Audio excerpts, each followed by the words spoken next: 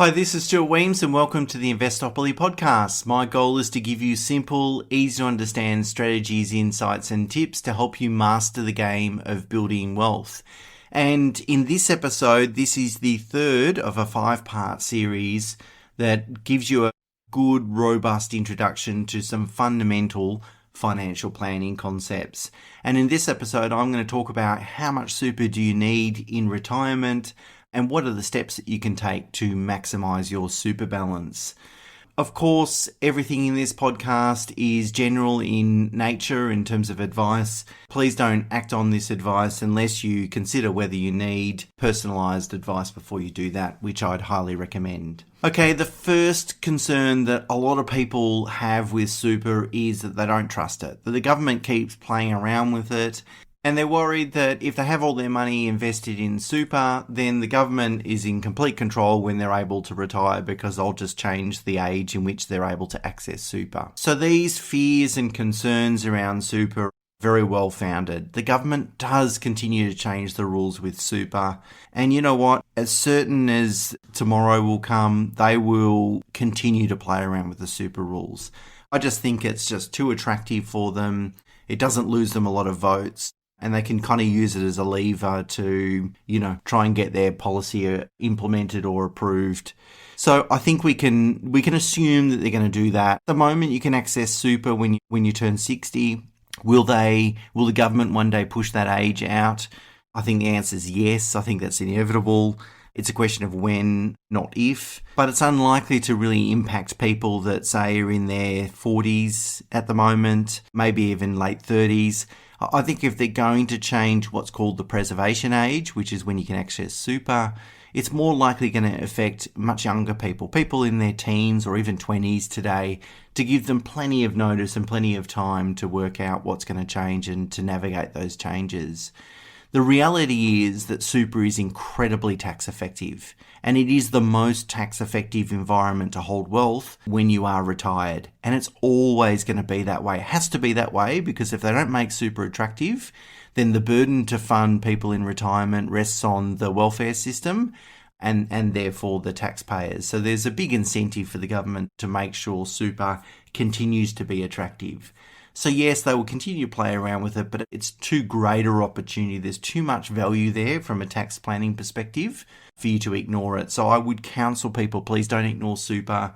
A lot of your money is going to go in there each year. It's really important to manage well. And it really only just takes a couple of steps for you to be able to manage it well, which I'm going to address in this video. So let's talk about the main rules. Firstly, there are restrictions on how much money you can put into super each year. The reason for that is they don't want people really rich people dumping a whole lot of wealth in there and reducing their tax burden. It's really there to accumulate regular savings over time in a tax effective manner. So there's two types of contributions you can make. There's what's called concessional contributions and non-concessional contributions. Concessional contributions are contributions which you get a tax deduction for making. Now these include employer contributions, so the contributions that an employer has to make on your behalf each year. But the cap is $27,500. So if your employer is, for example, contributing 11% of your salary and your salary is $100,000 a year, that means they're putting $11,000 a year into super. The cap's $27,500, which means you can contribute, if you wanted to, an extra $16,500. If you did that, you could claim a tax deduction for that contribution, which would obviously reduce your $100,000 down to $84,000, and therefore you would save quite a bit of tax doing that.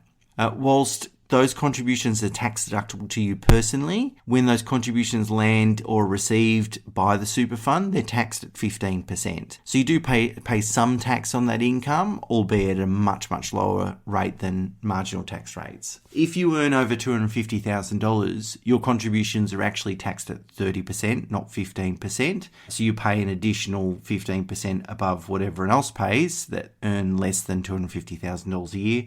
That's referred to as Div 293 tax. Okay, so there's also non-concessional contributions, and these are often referred to as after-tax contributions because you're making them from financial resources that have already been taxed. So for example, if you have some savings in your bank account and you want to move them into super, you can do that, and that's called a non-concessional contribution.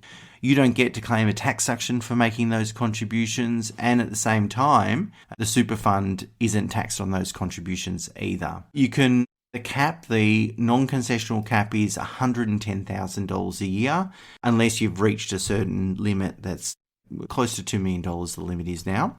You can access super when you are 60 and have permanently retired from the workforce, or if you're still working, you can access super at 65. So really for most people, super will play a pretty significant role in retirement, particularly if they want to retire after 60. In retirement, each individual can have up to $1.9 million in super, and that is tax-free, which means that any earnings, investment income, dividends, capital gains, any earnings on that 1.9 balance are tax-free. The proviso is that you must be drawing a pension, a minimum pension amount, which starts at 4% of your balance. If you take that 4%, that income is tax-free. You don't pay tax on that. And at the same time, any investment earnings are tax-free. So it's incredibly valuable from a tax planning perspective. And really, if you have a lot of wealth, really your goal should be to have $1.9 million of super by the time you get to retirement, or pretty close to it, even if it's a couple of years after retirement. That really should be your goal. So if you've got a spouse, then between you and your spouse, you can have $3.8 million in super and not pay any tax. It's very, very tax effective. So let's talk about how can you maximize your balance, and then in a second I'm going to talk about how long will your super last you for and how to work that out. So it's going to depend on your balance about what is the most important component. There's really three components that will drive the balance of your super in the future. It's your contributions, so how much you're putting in there. Fees, which are how much is subtracted or deducted by the super fund, and then of course investment returns. They're the three levers that you can pull. If you've got a relatively low super balance, say less than 100,000, the two most important factors are contributions and minimizing fees. The reason for that is that the investment returns, whether you get an extra 0.5% in terms of investment returns on, say, a $20,000 balance, it doesn't make much difference. But if you make an extra $5,000 in contribution, that makes a huge difference in percentage terms to your balance. And so really the goal is to try and get as much money into super as possible so the super fund starts really benefiting from compounding capital growth. And the best way to do that when you have a relatively low balance, maximize your contributions and minimize your fees. Now, if your balance is between 100 and say 500,000, I know that's a big range and that's a lot of people, then the order of which these matters are important are, firstly, contributions, then secondly, returns, although returns depend on the balance. If your balance is closer to 100,000, returns are less important. If your balance is closer to 500,000, returns start to become even more important than contributions. And then finally, fees. Fees are important, but you will find that super funds that also have high returns tend to have low fees, but also the reverse is true as well. So it can be a double whammy where you're paying too high fees and you're getting poor returns. You've got to be careful of that. Once your super balance is over $500,000, contributions are no longer that important. It's all about investment returns. In fact, 80% of your balance will be driven by your investment returns. Then fees, and particularly if they're percentage-based fees on higher balances, they can really start to compound those fees. And then contributions, although contributions aren't that important when you've got over $500,000.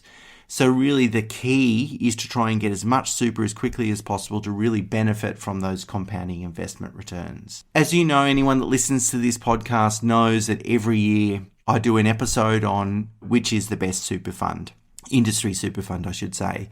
I record that around about the end of July each year, maybe early August, if I'm running a little bit late in any particular year.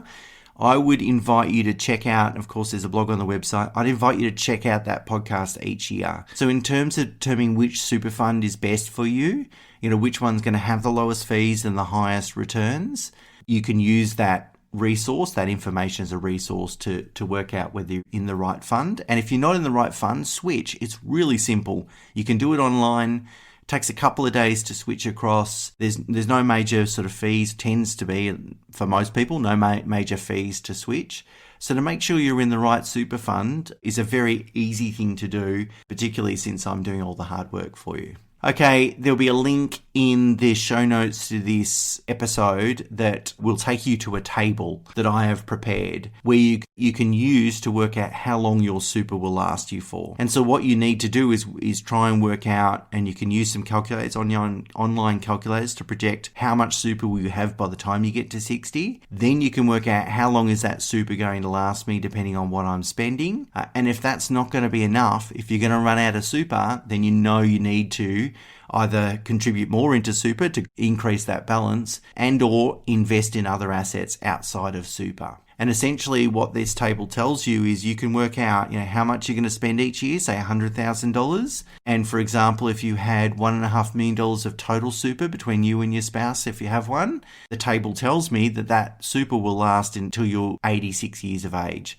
So if you're retired at 60, it's going to last you 26 years. In that situation, I would say you probably need a little bit more super. So if you had 1.75 million, it'll last you to 97 years of age. That's probably enough if you want to spend $100,000 a year. So you can use that table to kind of work out how much you need, how much super you really need, whether you're actually going to get there on super alone, and if not, then you really need to invest in other assets. So I hope that's been a useful episode. I look forward to sharing 2 more episodes in this series, and hopefully it gives you a really simple, brief overview on how super is going to help you fund retirement. Thanks a lot. Cheers.